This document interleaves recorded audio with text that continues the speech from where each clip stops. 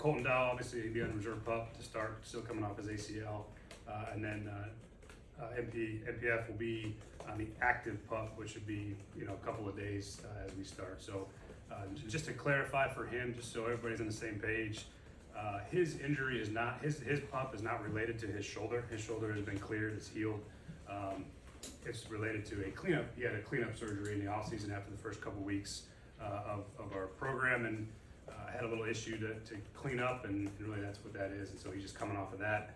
Should be good in a few days' time, but he'll start officially on the active pup. So other than that, everyone else is cleared and healthy and ready to roll. So we're in a pretty good place health-wise.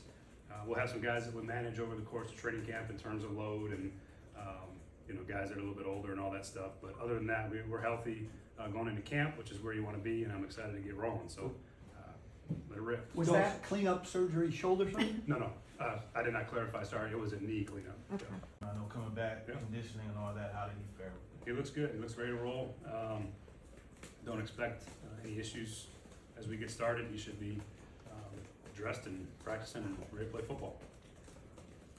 How much does Zach feel like that gets you guys? Yeah, it's more of a dynamic movement warm up than just like an old school stretch. And a lot of that is prepping the body for movement. And Zach's really well researched. He spends a lot of time thinking about those things, adapting when new information comes to light and new things come into the warm-up procedure. But I think our players really responded to it well. I think they liked it. They feel ready for practice. And it's more about getting ready to go full speed and burst than it is just to stretch like we're all used to stretching, So I feel like you probably see that around the league. A lot of places is there's more of a shift into this dynamic warm-up and movement-based warm-up as opposed to just the old school stretch lines. Do you have? He managed to play almost every snap last year, and so that's ultimately the goal is to be healthy and available on Sundays. And so to get him to that point, we have a program in place for him that we've consulted with him on, and then our trainers and doctors, and so we should be all good there. Aside from the players, It's a good test because now you got guys going a little bit harder. You're not trying to say take care of each other the same way that you do with your own team. And it's a little bit more competitive, and it's controlled still though. So you get all the benefits of competition without the game day where it's live and all the bullets are flying, and those guys are at risk of injury. It's a little bit more controlled than that. So really excited to have those guys come out here and practice. It'll be fun.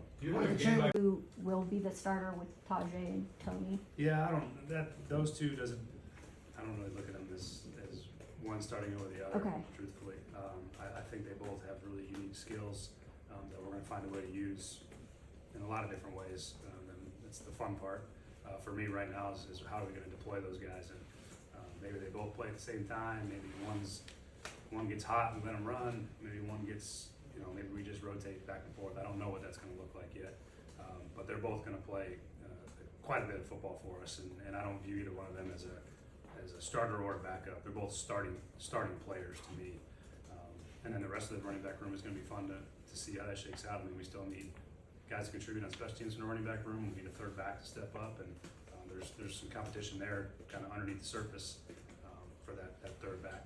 An offense that looks like we know what we're doing. The style of defense you want guys to play within the scheme.